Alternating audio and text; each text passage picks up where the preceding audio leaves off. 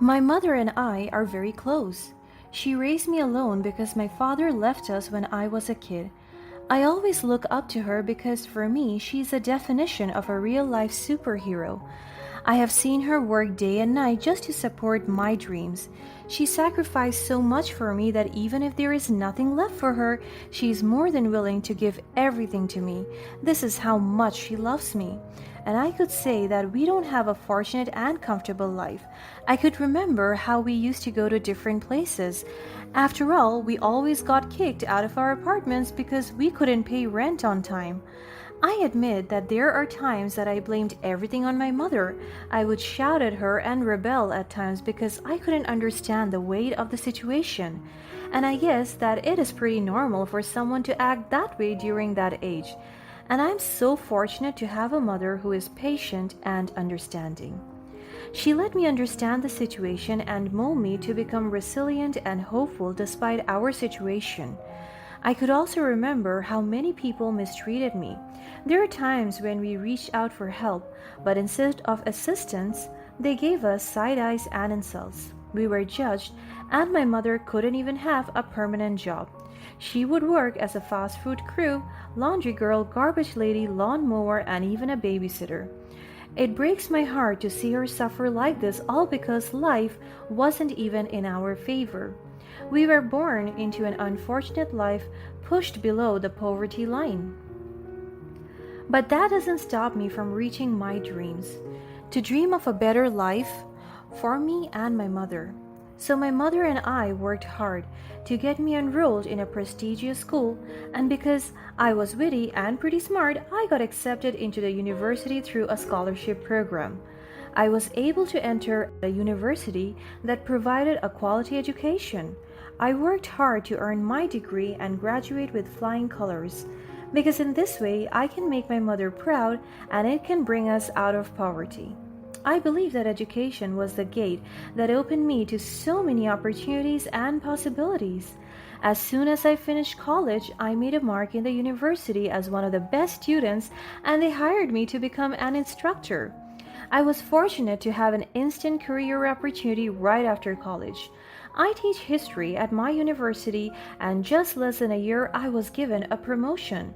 I was able to set my foot high in the field of academia. I was known for my methods of teaching and even for my research studies.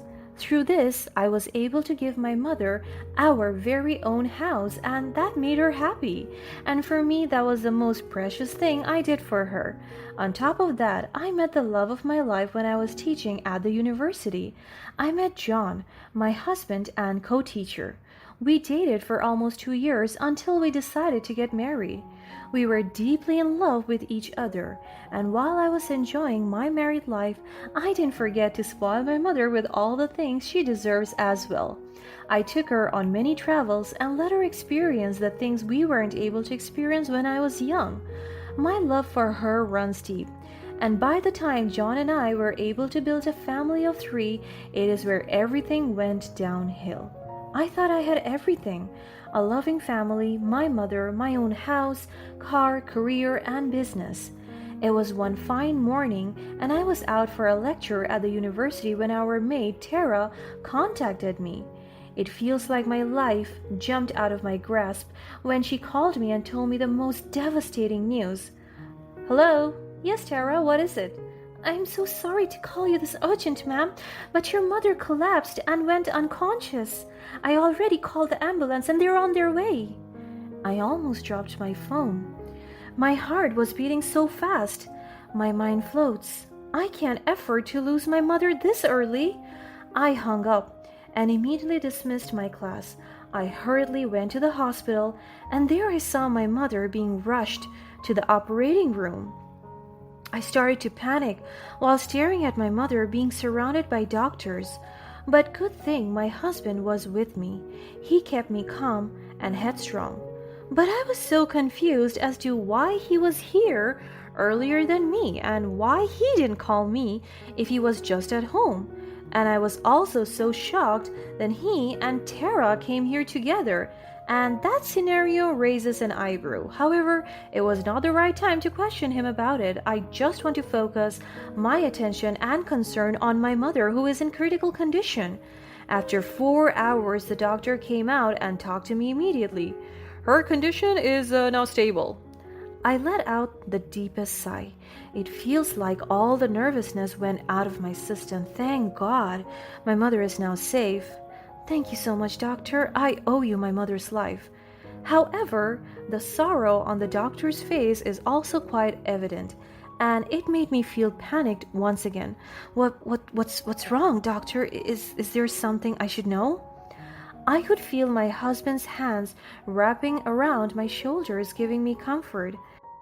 The doctor shook his head, and it made me feel nervous even more. I don't want to hear bad news, but by the looks of it, I think it's worse than that.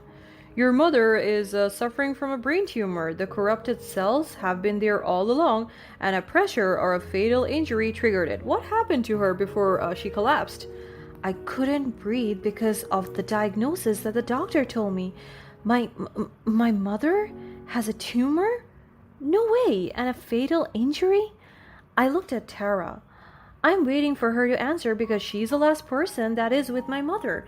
And she noticed me staring at her, so a slight panic was seen on her face. Then she answered to the doctor's question nervously.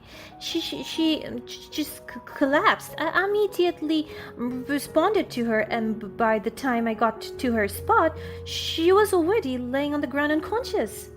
The doctor nodded, forming a conclusion in their mind. I see.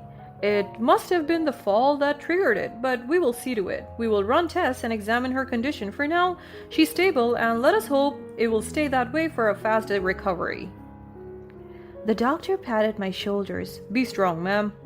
After that, he left us. I feel like my whole world collapsed in front of me. Just as I was achieving my dreams, it also became the time when my mother was suffering from a deadly disease. The months went by, and I focused myself between work and taking care of my mother. I would admit that I didn't have time for my family, especially for my husband, but I was thankful that Tara is with us. She helps us with the household chores and everything. After several therapies and medical sessions, the doctor said that my mother gave no signs of recovery. It seems like her body has already given up on the illness. I broke down every night just by the thought that my mother would be gone anytime soon. I don't want to live in this world without her. I am yet to let her live the life that she truly deserves. But if it's her body that gives up, then there is nothing that I can do. So I asked the doctor if I could take her home and continue her medication there, because if her days are already numbered, then I want to spend it with her in the house that I built for us. Also, as her daughter, I took it upon myself to ensure she received the care and comfort she deserved. So I decided to let her stay at home surrounded by familiar faces and the warmth of our family. And the doctor agreed. My mother has her nurse and caregiver, and the doctor would regularly visit the house to check on her.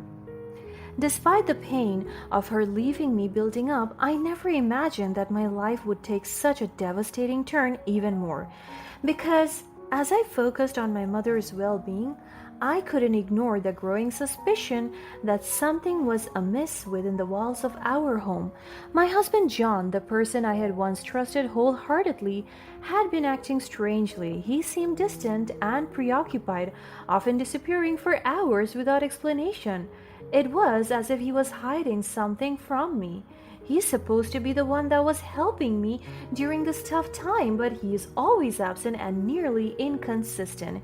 In short, he changed. He's not the one he used to be anymore, and I'm pretty sure this is all because someone else is in his life. As the days passed, my concerns deepened, and I couldn't shake off the nagging feeling that my husband was having an affair. The signs were subtle at first: an occasional secretive phone call, a hushed conversation whenever I entered the room.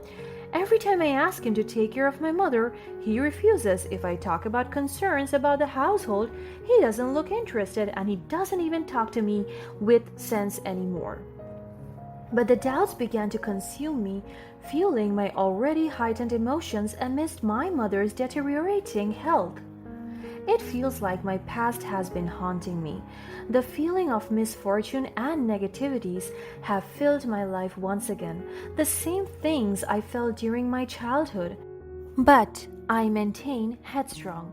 I wanted my mother to see me calm and collected. I have to be strong for her. So, despite all the possibilities that my husband is cheating, I disregarded all of it and just focused on my mother and her well being. I decided to take a leave from the university to dedicate all my time and effort to my mother. Aside from that, I also want to play my role as a wife and mother. I spent most of my days taking care of my mother and running errands, and every time I went out, I would leave a camera on standby to record little moments of my mother, so that when she left this world, I have something to reminisce about. In an attempt to ensure my mother received proper care while I ran errands, I assigned Tara to assist her. I trusted her and believed she would treat my mother with the utmost respect and compassion. I reassured myself that there was a caretaker and nurse on duty as well, convinced that my mother was in safe hands. But as the days passed, I couldn't shake off the feeling that something was off. There were moments when I would come home and find Tara and my husband engaged in whispered conversations. They have these secret eye contacts that are very flirtatious. Also, they kept on talking, and in fact, my husband would rather talk to her than to me. Their secretive exchanges only intensified my suspicions, and I felt a sense of betrayal cutting through me like a knife. On top of that, my husband's disdain for my mother's presence in our home became increasingly evident. He resented her living with us, always pushing to send her back to the hospital, but I refused to give in. I wanted to be there for my mother to provide her comfort and care during her remaining days alive. It was a decision that only fueled the growing tension between John and me. Then, one fateful day, I returned home from an errand. I told Tara to look over my mother, but this time the nurse and caregiver were both off duty. And as soon as I got home, my heart was heavy with worry for my mother.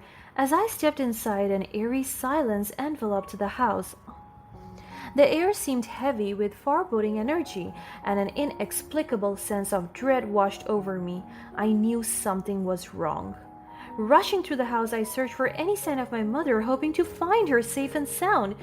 But when I reached her room, I was met with a sight that shattered my world. My mother lay motionless, her eyes closed, her spirit gone. There were no signs of an attack or any apparent cause of death. It was as if she had simply slipped away. At that moment, grief and anguish consumed me. I shouted and broke down. I cried until I couldn't properly breathe anymore, all the while clutching my dead mother in my bare arms. I cradled my mother's lifeless body, feeling a deep sense of loss that threatened to suffocate me. But beneath the crushing weight of sorrow, a fierce determination ignited within me. I knew deep within my soul that my mother hadn't died naturally. She had been taken from me, stolen by an unforgivable act. In short, she was murdered. Driven by a desperate need for justice, I began piecing together the fragments of the puzzle, determined to find the truth. And then it happened. I stumbled upon a hidden truth that shattered the fragments of trust I had left. I remembered my secret camera. I immediately reviewed the recent footage when everything had transpired. With trembling hands and a mix of fear and anticipation, I pressed play, revealing the sinister truth. The footage showed Tara and John hatching a wicked plan, plotting my mother's demise. Their face twisted with malice, their voices filled with cold-hearted intent. I couldn't believe what I was witnessing. The very people I had entrusted with my mother's care had conspired to take her life. The shock and betrayal washed over me like a tidal wave, leaving me breathless and filled with a mixture of anger and sorrow. At that moment, everything fell into place. The secret conversations, the suspicious behavior, the disdain my husband held for my mother, it all made sense now. John and Tara had plotted to remove my mother from the equation, to eliminate the burden she represented to their clandestine affair. And I also realized that maybe Tara hurt my mother, that's why she got injured and was hospitalized. As the weight of the truth settled upon me, I knew I had to make choice. I could crumble under the weight of my pain and let them get away with their heinous act, or I could rise, confront them, and fight for justice. Despite the grief that threatened to consume me, I found strength within myself. I would not let my mother's death be in vain. I vowed to expose their wickedness, bring the truth to light, and ensure they face the consequences of their actions. With the evidence in hand, I confronted them both. How could you? How could you betray me and take away my mother? He just smirked at me. Your mother was a burden to us. We had our lives to live, May. She was holding us back. Tara stood next to him, wearing her smug face. Yeah, you were suffocating us with your constant need to play the dutiful daughter. My hands tightened around the evidence that I hold. I spoke to them while my voice was shaking with anger. You think you can just throw away a person's life like that? You have no idea what my mother meant to me. I took a deep breath and stepped forward, presenting the camera footage. Well, guess what? I have proof of your sick plan.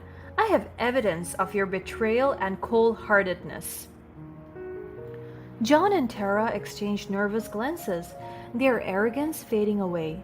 The air crackled with tension as I laid bare the betrayal, the camera footage serving as an irrefutable witness to their guilt. His face paled, his eyes dirting with a mixture of fear and desperation. He tried to deny it, to conjure up feeble excuses, but I could see the truth etched across his features. Where did you get that? This means nothing. It means everything, John. You took away the most precious person in my life, and now you'll pay for it. I reached for my phone and dialed the police. My eyes never left John and Tara. Hello, this is May Thompson. I need to report a murder and provide evidence. Please send the police to my address immediately. Tara tried to grab the phone from my hand, but I stepped back, out of her reach. You can't do this. You have no proof. I smiled with a glimmer of triumph in my eyes. Oh, but I do, Tara. And the police will be here soon to arrest both of you. You'll pay for what you have done. The room falls silent as the weight of my words hanged in the air. Fear and panic begin to take hold of John and Tara. Mia, please, we can talk about this. We can work something out. It's too late, John. You made your choice and now you'll face the consequences. The distant sound of sirens grows louder, signaling the approaching police. My determination solidified and I stood tall, ready to face the justice I fought for so hard. But my pursuit of justice didn't end there. I couldn't allow Tara to escape accountability either. I contacted the authorities, sharing the damning evidence I had gathered. The police were taken aback by the revelation, assuring me that they would investigate the matter thoroughly. Days turned into weeks as the investigation unfolded, and then the truth emerged, an intricate web of deceit and betrayal. It wasn't just a simple case of an affair gone wrong. John and Tara were entangled in a larger criminal operation, one that involved fraud and money laundering. My mother's death had become a mere pawn in their sinister game. The police revealed that they had been monitoring John and Tara for some time but lacked the concrete evidence needed to make an arrest. My mother's murder became the key to unlocking a much larger case exposing their involvement in a web of criminal activities. A sense of relief washed over me as the truth was finally revealed to the world. My mother's memory would not be tainted by their wickedness.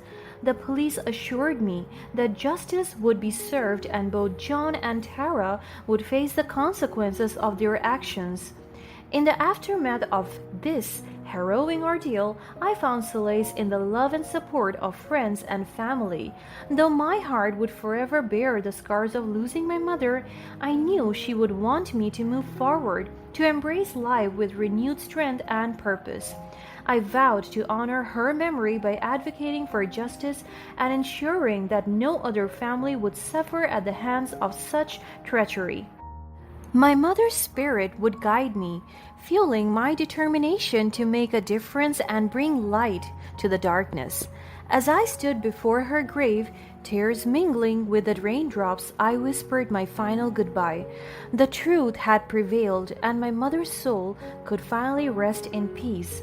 Though the pain would never fully fade, I had found the strength within myself to face a new chapter, forever carrying her love in my heart.